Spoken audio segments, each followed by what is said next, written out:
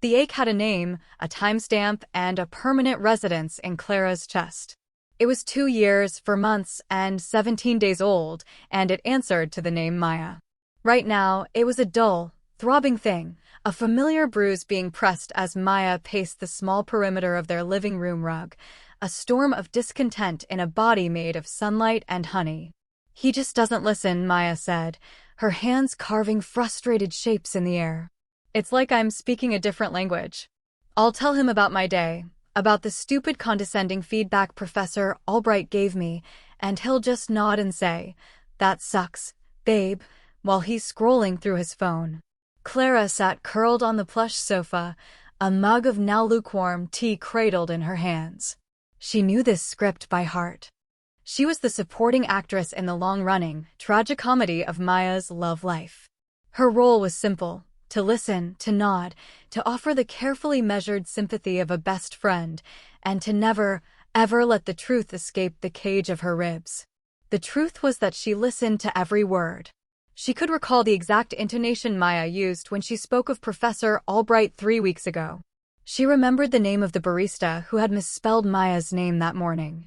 She saw every flicker of emotion that crossed Maya's face, from the slight furrow of her brow when she was concentrating to the tiny, almost imperceptible dimple that appeared beside her mouth when she was genuinely amused. Clara saw her. And Ben, the boyfriend of the month, or rather, the year, did not. It was a cosmic cruelty that felt both grand and deeply, personally insulting. "He's supposed to be my person," Maya continued, finally collapsing onto the rug at Clara's feet, leaning her head back against the sofa cushions. Her blonde hair, a cascade of messy waves, brushed against Clara's knee. A jolt, sharp and electric, shot up Clara's leg. She fought the urge to flinch away, fought the simultaneous, warring urge to sink her fingers into that golden silk. Her body was a battlefield of impulses she had long ago learned to suppress. "Maybe no one person can be everything," Clara offered, her voice carefully neutral. It was a line she had perfected, a safe platitude that wouldn't betray the frantic symphony of her own heart. Maya sighed, a sound of pure, unadulterated weariness that seemed too heavy for her frame. "I know.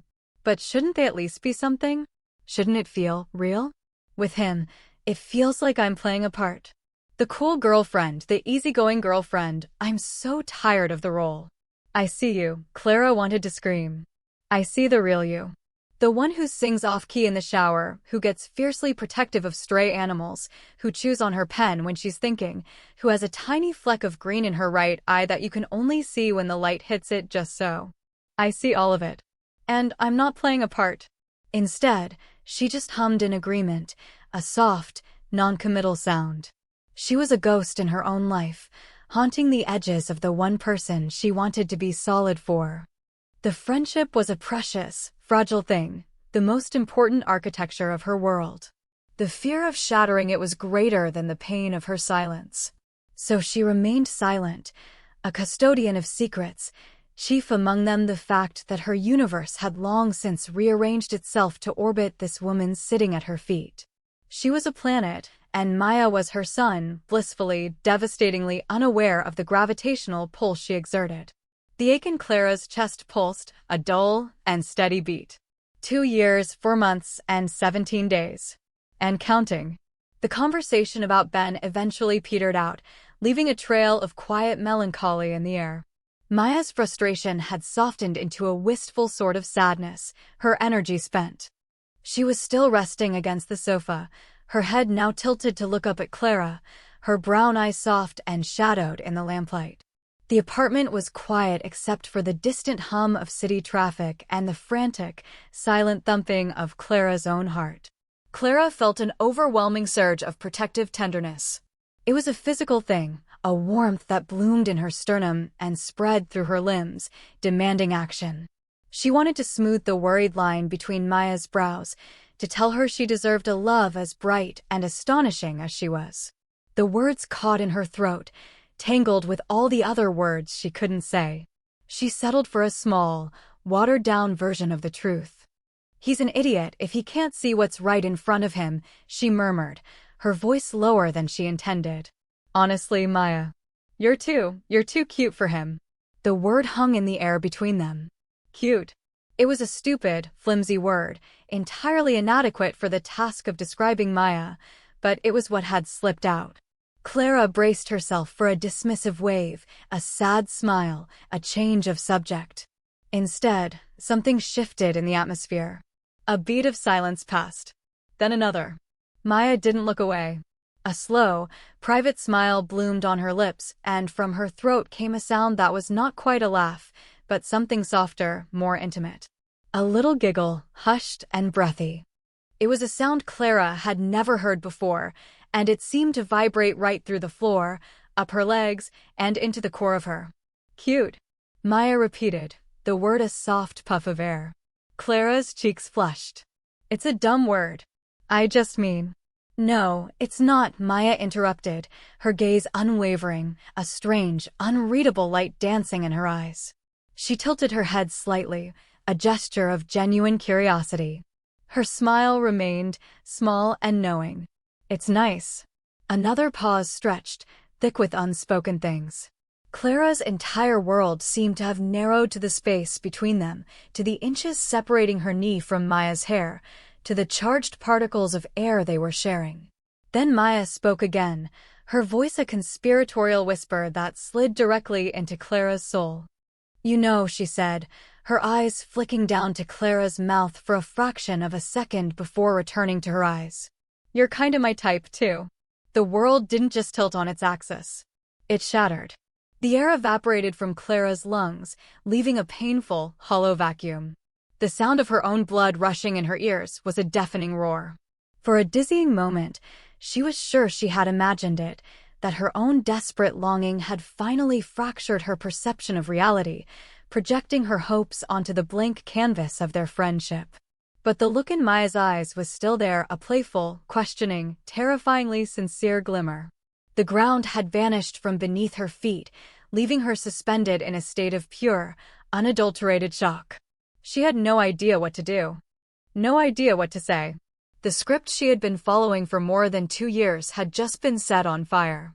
That single sentence, uttered in a near whisper, became a ghost that haunted their apartment. It was never mentioned again, not directly. It sat between them at the dinner table, curled up on the sofa during their movie nights, and echoed in the silence when they passed each other in the hall. For Clara, it was a brand, a constant, low-level hum beneath the surface of her skin. You're kinda my type, too. It was a key she was too terrified to use, for a door she wasn't sure she was ready to open. And yet, something had undeniably been unlocked. The very quality of their time together began to change, subtly at first, then with a momentum that left Clara breathless.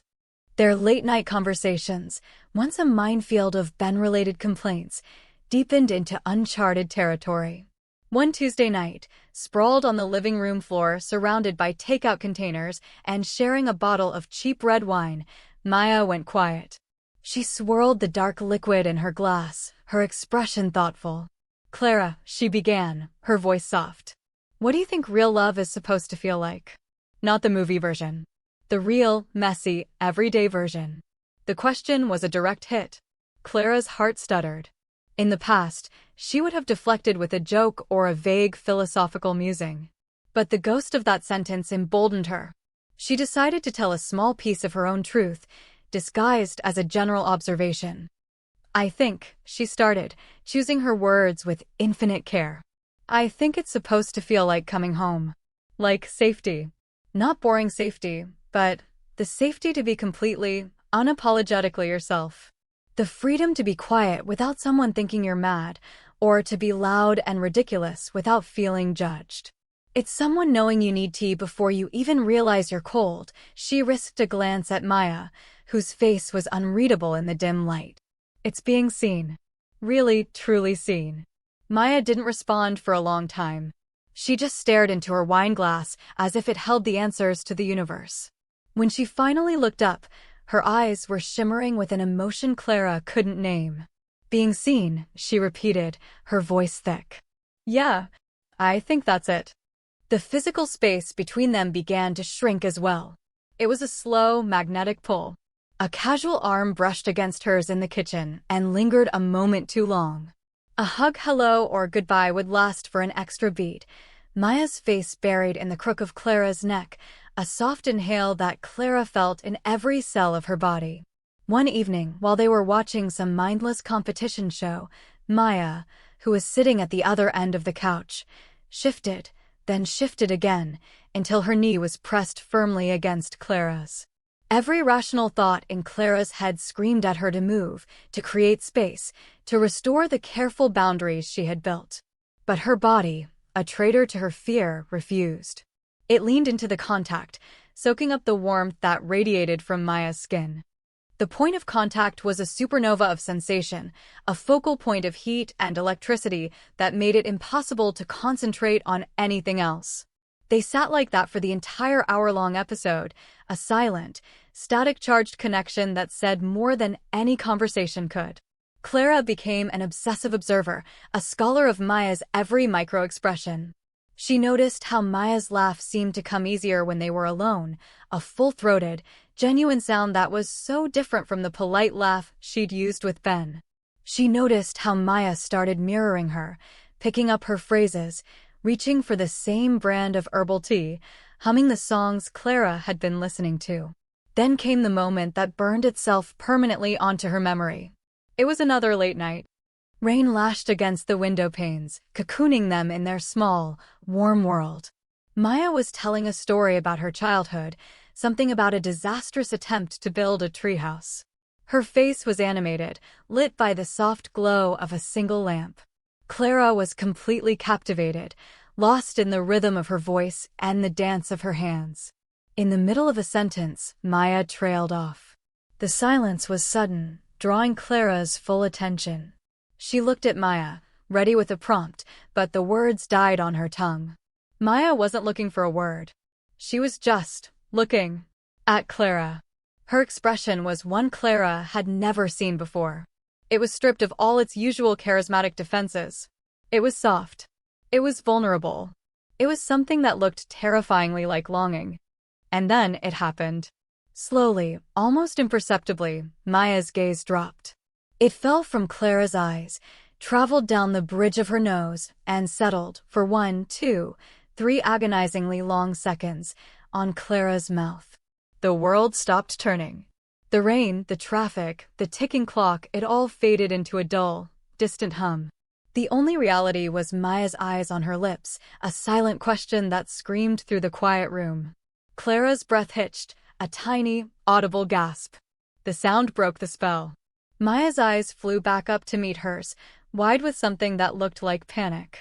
A deep, telltale blush crept up from the collar of her shirt, flooding her neck and cheeks.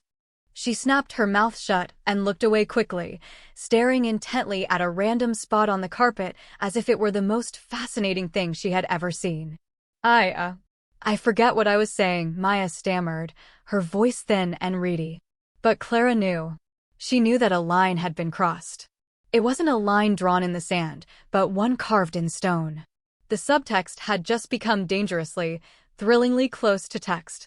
And the air between them was now so thick with unspoken possibility, it was a wonder they could still breathe at all. The aftermath of that single, lingering glance was an almost unbearable tension. The air in their apartment grew heavy, charged with everything left unsaid. It was no longer a comfortable silence that could exist between them, it was a screaming void. For Clara, it was a new kind of torture. The hope that had been a tiny, flickering candle flame was now a bonfire, and she was terrified she was going to get burned. It was one thing to pine in silence. It was another to stand on the precipice of a shared reality that could either be a salvation or a complete annihilation of the most important relationship in her life. Self-preservation kicked in, a desperate, instinctual retreat. Clara began to build walls. She manufactured excuses. A sudden mountain of coursework. A headache. An early morning. She'd retreat to her room with a quiet good night, leaving Maya alone in the living room, the space between them feeling like a vast, empty canyon. Every polite excuse felt like a lie, a betrayal of the new, fragile thing that existed between them, but the alternative, confronting it, Felt like jumping from a cliff without knowing if there was water below. The ache in her chest had transformed from a dull throb into a sharp, twisting knife. Maya, for her part, grew quiet. The light in her eyes seemed to dim. She stopped trying to close the distance on the couch. The easy laughter that had started to fill their apartment faded. The ghost of that almost confession, of that loaded glance, was pushing them apart instead of pulling them together. After 4 days of this strained, painful distance, it reached its breaking point. Clara was in her bedroom, pretending to read a textbook, when a soft knock came at the door. Her heart leaped into her throat. "Clara." Maya's voice was small, hesitant. Can we talk?" Clara's first instinct was to say no, to claim she was asleep, to do anything to avoid the inevitable. But she couldn't. The exhaustion of her own fear was too great. "Yeah," she managed to say, her own voice sounding foreign. "Come in." Maya opened the door and stood in the doorway, hugging her arms around herself as if she were cold. She looked lost. "What's going on with you?" she asked, her voice barely a whisper. "You've been avoiding me for days. Did I do something wrong? Was it me looking at you the other night? I'm so sorry if I made you uncomfortable. No, it's not you," Clara rushed to say, the denial automatic but utterly unconvincing. Her voice was weak, thin. She couldn't meet Maya's eyes. Maya took a tentative step into the room. "Please don't lie to me, Clara. Not you." Anything but that. The plea in her voice was what finally broke through Clara's defenses. She looked up, and the raw vulnerability on Maya's face was staggering. Then Maya dropped the bombshell, and the entire landscape of the conversation shifted irrevocably. "I broke up with Ben." Clara stared, stunned into silence. Of all the things she had expected Maya to say, this was not it. "What? When?" "This afternoon," Maya said, her gaze fixed on the floor. It was quiet, civilized, and completely empty. She took another step closer, her words beginning to tumble out, a torrent of confession. "I did it because I couldn't pretend anymore. I couldn't pretend that I was happy, that it was what I wanted. Because for the past few weeks, nothing has felt real. Not with him. The only thing that has felt real, the only person who has felt real, is you." She finally looked up, her eyes swimming with unshed tears. "And I've been so confused, Clara. I've been driving myself crazy trying to understand what's happening in my own head. All I know is that being with you feels like breathing. And being without you, these last few days, has felt like I'm suffocating." She was standing in the middle of Clara's room now, her hands clenched into fists at her sides. Her voice dropped even lower, filled with a terrifying, beautiful honesty. "I keep thinking about you. About that stupid joke I made, only it wasn't a joke. I keep thinking about what you said love should feel like. And I keep thinking," she swallowed hard, her courage wavering for a second before she pushed through. "I keep thinking about what it would be like to kiss you." The confession hung in the air, a perfect, terrifying thing. It was everything Clara had ever dreamed of hearing, and everything she had been terrified of wanting. The carefully constructed dam inside Clara didn't just crack, it disintegrated. 2 years, 4 months, and now 20-some days of suppressed emotion, of silent longing, of carefully managed pain, came rushing to the surface. Her own fear was washed away by the tidal wave of Maya's raw, breathtaking vulnerability. The pretense was over. The hiding was over. "For 2 years," Clara whispered, the words tasting like rust and relief on her tongue. Her own eyes filled with tears, blurring Maya's shocked face. "Maya, for 2 years and 4 months." The specificity of it landed with the force of a physical blow. Maya's mouth fell open slightly. Shock gave way to a dawning, world-altering comprehension. It was there, in the sudden widening of her eyes, the way every ounce of tension seemed to drain from her body, replaced by a profound, trembling wonder. "Oh," she breathed, a sound of pure discovery. "Oh, Clara." She closed the remaining distance between them in 2 quick steps. Her hands came up to cup Clara's face, her thumbs gently stroking away the tears that were now freely streaming down Clara's cheeks. The touch was electric, grounding, a confirmation that this was real. "Why didn't you say anything?" Maya asked, her voice thick with emotion. I was so scared, Clara confessed, her voice breaking. I was terrified of losing you. Our friendship it's everything to me. I couldn't risk it. You idiot, Maya whispered, but it was the most loving insult Clara had ever heard. You beautiful, selfless idiot. You could never lose me. A tear escaped her own eye and traced a path down her cheek. My feelings, they're new. And they're confusing, and they scare the hell out of me. But they're the most real thing I've felt in my entire life. I know.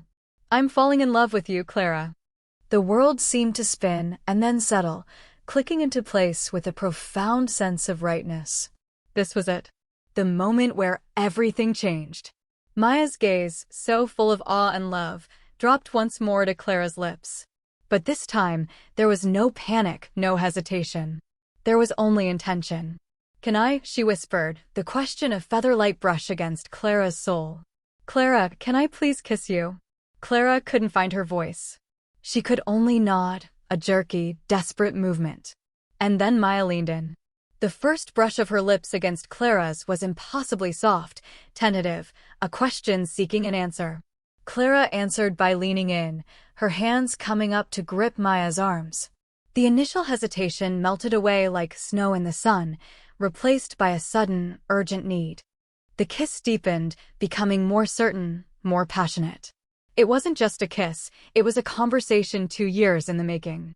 It was every unspoken word, every stolen glance, every moment of silent, aching proximity finally finding its voice. It tasted of salt from their tears, of hope, and of an overwhelming, undeniable sense of coming home. When they finally pulled apart, it was only for air. They rested their foreheads together, breathing heavily, their eyes closed.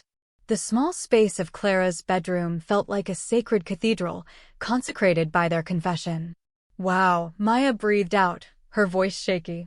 Yeah, Clara whispered back, a laugh bubbling up in her chest, light and giddy with relief. Wow. They didn't move for a long time, just stood there in the middle of the room, tangled together, relearning the shape of their world. The silence was no longer a void, but a comfortable, shared space, filled with the hum of their new reality.